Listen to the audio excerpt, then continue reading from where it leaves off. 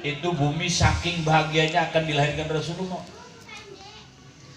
Dan kalau suatu saat dipanggil oleh Allah, jasadnya akan dipendam di dalam perutku, kata bumi. Aku sangat bahagia.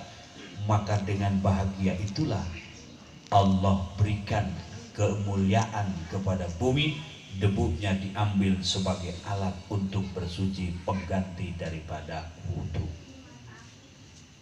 Alat untuk mengganti air ketika darurat, imma karena badan kita sehat atau memang tidak ada air secara hissi, secara fakta, maka debu jadi solusi. Diberikan oleh Allah kemuliaan seperti itu karena bahagia dengan akan lahirnya Nabi besar Muhammad Sallallahu Alaihi Wasallam. Pasti kalau orang Wahabi nanya hadisnya, wah, begitu. Padahal yang kisahkan itu kan bukan orang sembarangan. Sekarang kita ikut ulama saja. Syekh Nawawi Al-Bantani Tanah Arab, ulama. Maulid Imam Syafi'i, maulid Imam Malik, Imam Hanafi. Syekh Siri Sikti maulid, Imam Ma'ruf Al-Qurhi maulid, Abi Yazid Al-Bustami maulid. Baru 100 tahun ke sini saja kurang lebih pasca digulingkannya Raja Raja Ahli Sunnah wal Jamaah di kota Mekah. Maka disitulah disisipkan ajaran-ajaran Wahabi yang dinisbahkan kepada Abdullah bin Wahab. Di situ kalau dulu ya ulama-ulama Mekah maulid, Masjidil Haram maulid. Oleh karenanya bapak-bapak ngaji, jangan tinggal ngaji supaya kita selamat dunia akhirat. Amin. Anak kita juga ajak ngaji nih, pagi sore yang dipegang handphone. Kalau bapak kan megang handphone paling nggak ada istri begitu. Wah, Chandra. Sekalinya disimpan juga kodenya rumet. Namanya beda. Kau tahu Pak RW? Curhat ya, Mak. Tulisannya Yanto padahal Yanti. Pinter amat. Tukang batu bata padahal bukan. Itulah siasah namanya politik. Yang laki-laki diberikan kecerdasan lebih daripada perempuan. Modus. Modal dusta. Biasa. Kalau anak-anak sekarang kan nggak bisa lepas dari handphone. Sekolah handphone, di masjid handphone, di majlis handphone. Mamanya juga sama, TikTok kan melulu.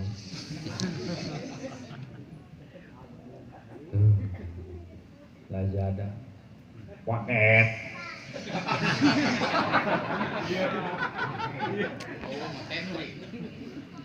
Anak santri sekarang ikut-ikutan paket. Paketnya datang, santrinya nggak ada, kiai bayar.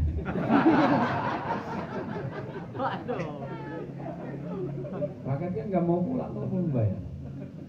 Sekarang begitu.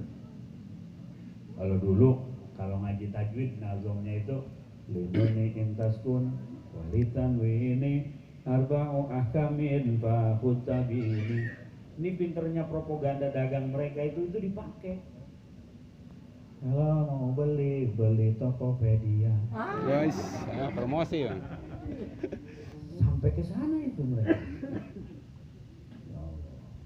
Kalau dulu nenek nimang cucu, salatullah salamullah ala toha rasulillah, salatullah salamullah ala yasin habibillah. Sekarang mau buka. Nenek nimbang cucunya nimang Sofi COD.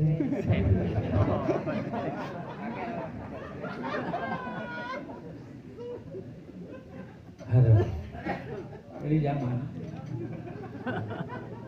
nggak ke Tanah Abang, nggak ke mall, memang mallnya Tanah Abangnya datang ke rumah kita. Pakai kurir. Nah, sehingga cahaya-cahaya yang dulu ada di tengah-tengah kita umat Islam nyaris padam. Cahaya apa? Cahaya sholawat, cahaya kahfi di hari Jumat, cahaya yasin di malam Jumat. Ketika cahaya-cahaya itu hilang, Maka mungkin secara zahir nyala rumahnya, tapi secara batin mati rumahnya. Mungkin terang karena neon, tapi gelap karena tidak ada cahaya Allah. Hidupkan kembali cahaya itu supaya hati kita bercahaya. Ketika kolbu bersinar, maka ada syu'a atau ibarat baterai yang menyorot ke wajah. Wajah orang-orang yang ahli zikir, ahli ibadah akan berbeda dengan wajah kita yang lupa zikir, kendor ibadah. Pemikiran orang-orang yang dalam kolbunya itu bersinar, hanya Allah, akan beda dengan pemikiran kita. Kalau mereka hanya berpikir ridho Allah, jalannya mencari keridhaan Allah, bicaranya hanya ingin mendapatkan ridha Allah, berbuatnya hanya ingin mendapatkan ridha Allah. Sekarang kita berjalan, berbuat, berucap, kadang-kadang ingin mendapatkan ridha manusia. Upload, hai guys, tadarus dulu guys, ngaji apa? Demi konten. Nah, kalau seandainya sudah tidak ada ulama-ulama seperti itu, hancur sudah. Maka mereka sembunyi, mereka sudah tidak mau lagi di tengah-tengah orang-orang yang hatinya goplah, lupa kepada Allah. Mereka indah sendiri memuji Allah, nikmat sendiri mengagungkan Allah. Maka orang-orang itu sebetulnya menjadi paku negara, paku bangsa, paku bumi yang menjaga NKRI, Negara Kesatuan Republik Indonesia. Ya. Kan bapak-bapak, kalau kita orang Jawa atau orang Sunda, orang Palembang, orang Padang, secara fitrahnya kan sama. Maka fitrah itu yang suci. Ketika semua di dalam manusia ada kesucian, tidak ada kepentingan, akan keluar suara yang sama. Dari dulu sampai sekarang, bahkan sampai kiamat. Bunga bang haram. Itu dari dulu sampai kiamat, kalau tidak ada kepentingan akan tetap mengatakan haram. Awas. Karena nasnya jelas. Ini sekarang banyak di YouTube orang-orang yang labelnya sufi tapi ngomong begini, kalau sekarang kan nggak bisa lari dari perbankan, motor bank, mobil bank, rumah bank. Kalau sudah seperti ini ya boleh, tidak bisa. Mereka mengatakan ini sudah jadi kebiasaan, jadi adat, al-adat muhakkamah. Memang betul itu kaidah, tapi salah menerapkan. Al-adat muhakkamah, lanjutkan dong. Laisa fi kulli amrin bal fi amrin laisa lahu nasun waran. Adat itu memang jadi hukum, tapi bukan pada setiap perkara. Itu terjadi hanya pada perkara yang tidak ada nas dalam Al-Quran. Sedangkan Quran mengatakan nas yang jelas, wa ahallallahu al-bai' wa harramar riba. Allah menghalalkan jual beli, Allah mengharamkan riba. Bunga bank riba haram karena nasnya jelas. Jangan dikasih kaidah adat itu jadi hukum, jangan, keliru. Karena ada kepentingan, jadi suaranya seperti itu. Natal ya Natal haram dari dulu. Karena ada kepentingan jadi boleh. Maka kita sedih Islam dimusuhi, gereja dijaga. Awas. Jangan dong. Toleransi itu bukan berarti mencampur adukan ibadah, akidah. Mbak Hashim Muzadi sudah jelas. Toleransi itu bukan berarti orang Kristen suruh Jumatan, orang Kristen suruh puasa, orang Kristen suruh sholat, bukan. Dan bukan berarti juga ketika orang Kristen Natal kita masuk gereja baca sholawat, bukan. Justru itu menghinakan agama kita dan itu merendahkan martabat Rasul. Ini harus diluruskan, tidak boleh dibiarkan. Sekalipun tidak didengar, tapi suara kebenaran harus disampaikan. Karena kita bukan untuk didengar oleh orang, tapi oleh Allah. Nanti akan dipersidangkan di Rabbul Jalil, keberpihakan kita kepada siapa. Gak ada yang dengar, gak apa-apa. Paling tadi komennya di medsos, ya Kiai orang paten. Padahal NU dari dulu gak pernah mengajarkan ajaran seperti itu. Jaga NKRI, kita sadar tidak bisa hidup sendiri. Ada saudara kita yang beda akidah, hormati selama mereka menghormati kita. Ada orang yang beda keyakinan, hargai selama mereka menghargai kita. Tapi bukan berarti mencampur adukan, lalu ketika mereka Natalan, lalu ketika pendeta mau khutbah dibacakan Quran. Ini merendahkan Al-Quran. Bahkan pelakunya, lihat Sulam Taufik, bisa menyebabkan murtad. Apalah artinya kita mempertahankan sebuah ego demi organisasi, tapi kita murtad keluar daripada keimanan. Jaga NU punya kita. Jaga Banser punya kita, jaga akidah Mbah Hasim yang ahlu sunnah wal jamaah. Tapi ada koridor. Orang Kristen juga sebetulnya merasa mereka dilecehkan dengan adanya sholawat di gereja. Maka mudah-mudahan pencerahan-pencerahan yang disampaikan oleh ulama-ulama salafun saleh yang lurus akan menjadi pertimbangan bagi saudara-saudara kita. Amin ya Allah ya Rabbal alamin. Begitu Mas ya, ngaji. Gak punya teman biarin, yang penting benar begitu. Banyak teman tapi ngejerumuskan kita tidak ada artinya. Punya satu teman tapi bisa mendekatkan diri kepada Allah, itu saja. Allah segala-galanya. Kalau pendapat-pendapat manusia tanpa disandarkan kepada hukum Allah, hanya akal semata, terbatas akal itu. Sedangkan agama itu apabila suatu menjadi keputusan hukum Allah, la yata'allalu bi'illatin wa la yatasabbabu bisababin. Jangan bertanya ilat dan jangan bertanya sabab. Jangan mencari argumen, jangan bertanya sabab. Kalau hukum Allah harus tunduk kita. Gak masuk akal itu. Keterbatasan akal kita. Jangan pakai akal, simpen akal. Iman yang dipakai. La ilaha illallah Muhammadur Rasulullah. Begitu. Ya ngomongnya sih kadang-kadang saya takut Allah. Pas istrinya lewat sama itu satu.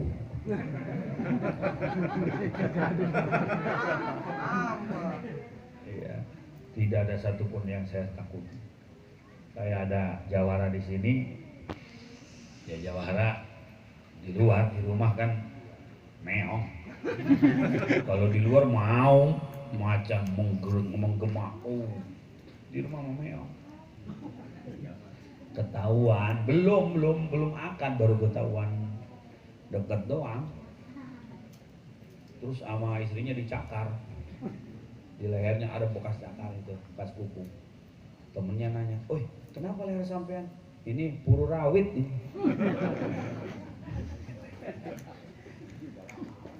Puru rawit. Perih. Sakit? Ya sakit lah, puru rawit begini.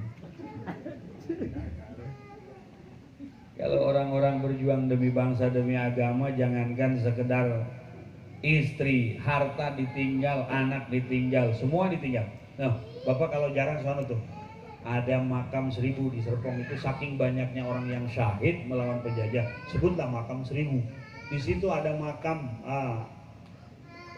siapa? Arya Wangsakara yang kemarin dapat penghargaan PAA, dinobatkan sebagai pahlawan nasional. Ada makam Syekh Azhari, ada makam Syekh Royani, ada juga makam Kiai Nawawi, ada makam Kiai Ibrahim. Ini Kiai Ibrahim ini pejuang yang sebetulnya pantas dan layak dicatat di buku sejarah, tapi sekarang sayang sekali PSBB, perjuangan sejarah, perjuangan bangsa pun hampir punah. Ini dulu saking susahnya sama Belanda ditangkap, masuk penjara di luar ada, ditembak bolong tapi nggak mati. Akhirnya nih dibunuhnya begini, kaki kanan, tangan kanan ditarik ke sana pakai mobil, kaki kiri, tangan kiri ditarik ke sana pakai mobil, jadi badannya pecah dua. Itu pejuang. Ada lagi di Banten itu Jenderal Kiai Haji Samun yang sampai sekarang ketika diajukan supaya dinobatkan menjadi pahlawan nasional belum pernah di ACC. Kiai Haji Samun, Kiai Haji Wasid, Kiai Haji Hamzah, itu semuanya murid daripada Syekh Agung Asnawi Caringin. ahli thariqah qadiriyah Naksabandiyah. Beda dengan di Jawa. Kalau di sini tanam paksanya padi, kalau Jawa ke sana tebu. Rakyat yang nanam, rakyat yang manen, rakyat yang harus beli juga. Maka kalau sayur asam Jawa itu beda dengan sayur asam sini. Di Jawa itu manis, sayur asam manis, lodeh manis, serba manis. Karena dari dulu sudah memang ditanamkan untuk bagaimana caranya jualan orang-orang penjajah itu, gula itu laku. Kalau di sini tuh panennya itu setahun 2 kali. Sekali panen itu mereka meraup keuntungan dari tanam paksa di Banten ini 1 triliun kalau jumlahnya sekarang. Bikin gereja, dibikin tempat ibadah. Apakah kita selaku bangsa melupakan sejarah? Begitu dahsyat orang Kristen menjajah bangsa. Bukan sekedar mereka itu ingin menjajah mengambil rempah-rempah, ingin merebut akidah, dan mereka membesarkan agama-agama mereka dari tanam paksa yang ada di negara kita. Kenapa sekarang berbalik? Mereka yang dibela, sementara saudara seiman seakidah dihina. Tuh, Kiai Samun, Kiai Wasid, sininya Kiai Hairun. Kiai Hairun itu apa ya? Buyutnya Abah Uji, itu pejuang. Maka ada kekeliruan sejarah di Kabupaten Tangerang. 1948 itu kan masa-masa pemberontakan PKI. Di situ disebut Kiai Hairun Gembong PKI Tangerang. Maka itu salah. Sejarah yang keliru sudah disampaikan, tetap sampai sekarang belum ada perubahan. Padahal Kiai Hairun itu pejuang yang melawan penjajah, melawan Belanda, termasuk melawan PKI. Tapi kenapa di sejarah dicatat seperti itu? Nah, seluruh pejuang-pejuang bangsa ini adalah ahli la ilaha illallah. Seluruh orang yang sanggup mati demi bangsa dan negara adalah ahli la ilaha illallah. Nanti pun ketika ada penjajahan terulang kembali, yakin yang punya kepentingan akan lari tunggang langgang, mereka akan ngumpet. Yang maju orang-orang yang tidak punya kepentingan. Di dadanya ada Allah, di lisannya ada Allah, di perjuangannya hanya ingin mendapat ridha Allah. Karena membela tanah air adalah timbul daripada adanya iman. Hubbul waton minal iman. Cinta tanah air timbul dari adanya iman. Yang kurang beriman kurang cinta kepada tanah air. Maka yang penting keuntungan, bangsa hancur, biarkan saja. Itu tidak ada keimanan. Komunis tidak ada keimanan, orang kafir tidak ada keimanan. Yang penting untung. Maka hubbul waton minal iman itu bukan cinta tanah air bagian daripada iman. Hubbul waton, cinta tanah air timbul dari adanya iman. Karena orang-orang yang mengklaim cinta tanah air pun kalau tidak ada iman, mereka rela menjual tanah airnya demi keuntungan. Wah, mulai panas. Ngopi. Ngopi ya. Ngantuk kayaknya. Udah jam 10:30. Besok kerja ya Mas ya? Libur. Terus libur. Emang ada apa besok? Sabtu. Oh iya. Tapi dari tanda-tandanya sih harus berhenti karena kakinya sudah selonjoran. Mudah-mudahan lah kita selamat dunia akhirat. Amin. Mudah-mudahan di Indonesia yang kita cintai ini benturan-benturan selesai. Amin. Karena tidak disadari sebetulnya kita sedang dibentur-benturkan oleh orang-orang yang punya kepentingan. Itu. Maka kalau semuanya ngaji aman selamat.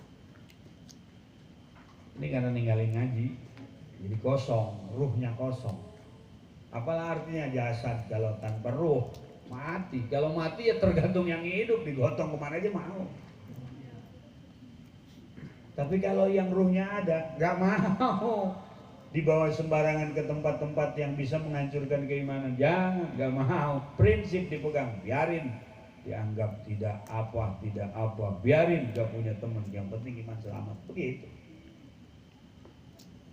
Mudah-mudahan anak-anak kita nih jadi anak-anak yang soleh. Amin. pejuang-pejuang yang tidak ada lelah dan terus mengibarkan la ilaha Ilaha illallah illallah Muhammadur Rasulullah. Rasulullah. Hadirin hadirat rahimakumullah, khitan ini syariat yang dulu disyaratkan kepada Nabi Ibrahim dan Allah pun perintahkan kepada Nabi Muhammad untuk mengikutinya. Di sini ada filosofi. Summa auhayna ilaika anittabi' millata Ibrahim hanifah. Allah memerintahkan kita mengikuti syariat Nabi Ibrahim. Walaupun kita hidup di zaman akhir seperti ini, jangan lupa ulama salam. Gitu. Kunut jangan tinggal. Maulid jangan tinggal, marhaba jangan tinggal, kenduri jangan tinggal, tahlil jangan tinggal. Ya, bikin kue kalau ada yang meninggal, kirim tuh ke rumahnya. Ya. Itu sholawat katanya kalau nyelatin suka si amplop, gimana itu? Panjang nih kalau dibahas. Iya, panjang. Ada yang ngomong jangan itu, jangan. Kalau nggak paham diem. Ada yang bilang kuli baris. Kuli baris. Kata apa lah orang bilang kuli baris. Ini pemahaman kuli mazhab itu kan nanti kalau dibongkar sama lagi. Dalam mazhab Syafi'i nggak ada, tengok mazhab yang lain. Nanti bagaimana mekanismenya, seperti apa pendapatnya, Imam Subki mengatakan seperti apa, kan bukan orang biasa yang komentar, ahli muka siapa gitu. Kemarin saya sholat jenazah, terus ada seorang tokoh ngomong begini, ini bagaimana sih masih begini, kasihan kan sama yang nggak punya. Udah diam. Dia ngomong begitu tapi amplopnya dikantongin. Lumayan. Ya. Ya, panjang sekali pembahasannya. Udah biasa. Ya, agama itu selalu berpihak kepada yang lemah. Kalau nggak mampu juga saya yakin masyarakat juga nggak menuntut seperti apa yang dibayangkan. Enggak. Cuman kalau di alam Tangerang memang seperti itu. Iya, ulama-ulama, kiai-kiai ada sholat hadiah, jelas rujukannya, referensinya Nihayatul Zen. Di kitab Nihayatul Zen bagaimana tuh? Baca di situ. Harus semuanya juga ikut ulama, dan ulama kita bukan orang-orang bodoh. Maka ada kaidah dalam kitab Johar Tauhid. Ada satu bait, innal khaira kullahu fil ittiba min salafin. Sesungguhnya pokok kebaikan itu dalam mengikuti ulama salaf. Wa inna syarra kullahu fil ibtida' min khalafin. Dan seluruh pokok kejelekan itu ada pada mengikuti orang-orang moderat yang dengan rasio saja diukurnya, sehingga nanti tidak sadar jadi Mu'tazilah mereka. Oh masa mas kirim fatihah sama yang dikubur nyampe? Nyampe lah, emang yang bawa kurir. Nyampe yang bawa malaikat. Saya nggak ngerti itu, kok bisa nyampe? Iya, akal yang dipakai bukan iman. Kalau doa dari yang hidup nggak sampai, fatihah dari yang hidup untuk yang meninggal nggak sampai, doa dari yang hidup untuk meninggal nggak sampai, kenapa dalam Islam ada sholat jenazah? Kan seluruh dari mulai takbir sampai salam dan doa yang kita lakukan dalam sholat jenazah untuk jenazah itu berarti sampai, cukup rasio. Saya masih nggak percaya, mati duluan tak kirim fatihah. Mati duluan, ntar kirim fatihah. Kalau nggak nyampe WA.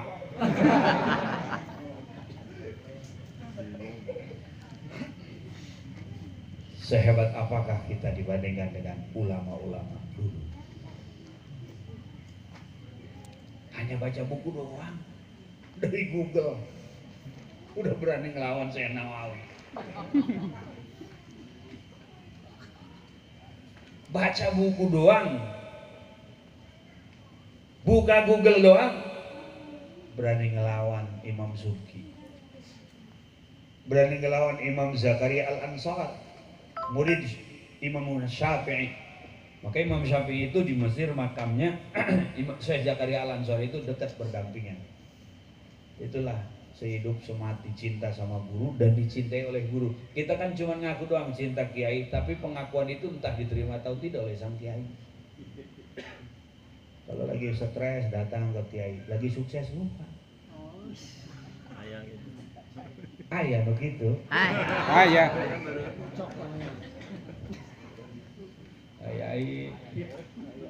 Saya minta air. Ini pasca Covid ya Allah, usaha sepi. Giliran sukses. Dan dia itu gak pernah komersil kan, gak pernah. Yang ikhlas, gak pernah ada tuduhan, gak ada. Cuman kitanya udah pengertian.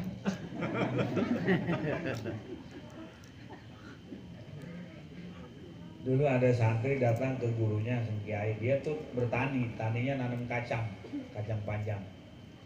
Datang silaturahmi ke Kiai, kata Kiai, sampean punya kacang? Ya alhamdulillah Pak Yai, saya nanam pohon kacang, ini kacang panjang. Loh, kok ini kacangnya ujungnya pada rusak begini pendek-pendek? Yang bagusnya saya sudah jual ya ini.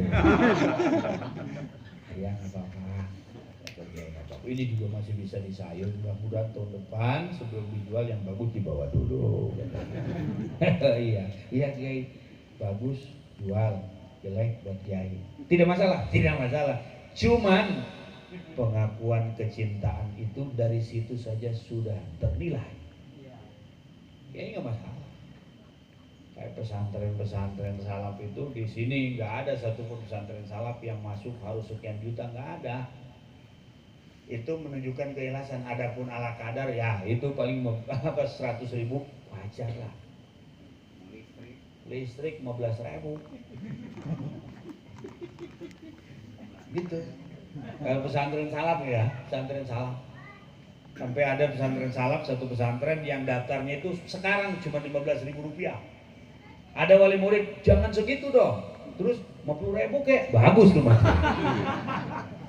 50.000 lah katanya, tolong dinaikkan ya pengurus, jangan 15.000, 50.000 tuh, bagus tuh.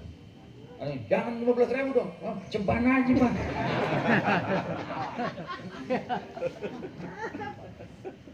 Bulanan listrik 15.000, berarti kalau 1 tahun 10 bulan 150.000 listrik. Iya, kadang-kadang Kiai nombokin. Belum santri ngopi dapur Kiai. Itu udah biasa pesantren salaf begitu. Iya, pengalaman. Ngomongnya sih minta air panas. Sekalian. Iya, ngomongnya minta air panas. Gelas-gelasnya gelas Kiai juga sebetulnya. Pas melihat ada kopi ya dikasih kopi sama gula, minta kopi namanya kan. Kiai marah? Enggak, nggak marah, ikhlas. Maka kalau di pesantren salaf, kalau Kiai punya pohon mangga berbuah lebat, jangan berharap bisa ngejual. Santri udah naik. Akhirnya Kiai kan negor, takut kebiasaan ke punya orang begitu. Akhirnya tegur sama Kiai lembut, negornya pakai kertas. Kata Kiai, awas walaupun yang punya tidak tahu, Allah tahu. Tempel di pohon mangga itu, pohon buah, pohon mangga. Santri nulis lagi balasan, awas Allah walaupun tahu nggak pernah banyak ngomong.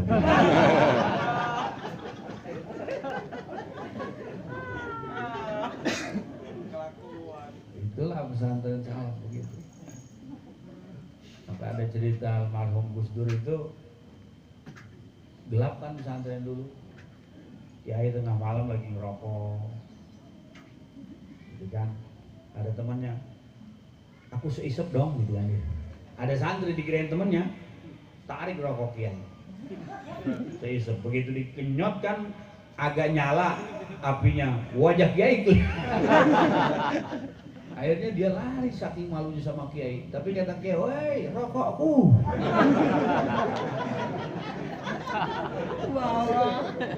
Marah Kiai? Enggak marah. Ikhlas. Maka ada dongeng lagi, cerita dulu.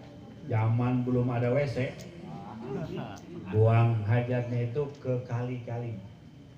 Kebetulan kiainya agak sedikit penakut, berangan. Dia nyari santri yang belum tidur, maksudnya minta antar ke tempat buang hajat di kali itu. Dulu ada santri yang belum tidur ternyata sama dia nyari teman pengen buang aja.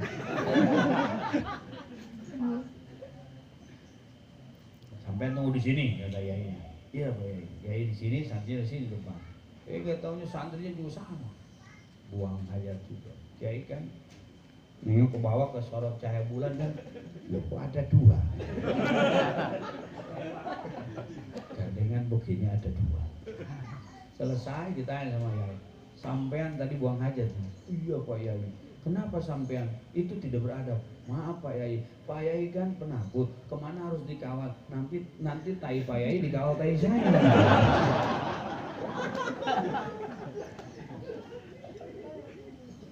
Kan nggak bakal selesai cerita indah di pesantren Salaf, nggak bakal selesai. Nah, sekarang begini Pak, tengah malam lapar nih santri, mau masak nasi liwet nggak ada temen, ada satu sarimi dimasak, sariminya mateng, mangkoknya nggak ada, gayung musola. Iya, pengalaman, gayung musola udah tanpa garpu langsung. Habis sariminya, airnya langsung di gayung musola. Pagi-pagi kakek-kakek kena prank. Dia kan duluan ke musola subuh. Pas dia cebok, punya aku panas. Itu cabai sarimi tuh.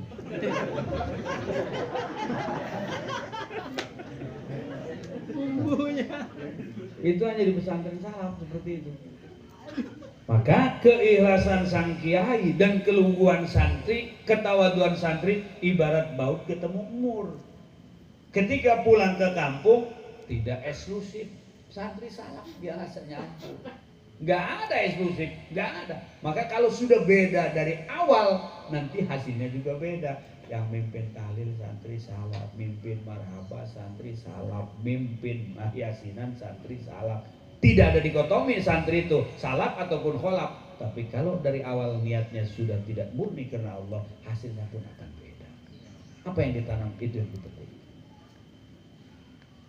Maka mudah-mudahan kita semua selamat dunia akhirat. Amin. Anak-anak kita mau pesantren dan mudah-mudahan kita diberikan oleh Allah himmah atau semangat untuk terus menyebarkan panji la ilaha illallah Muhammadur Rasulullah. Hadirin hadirat muslimin muslimat rahimakumullah, yang saya sampaikan semoga ada hikmah dan faedah.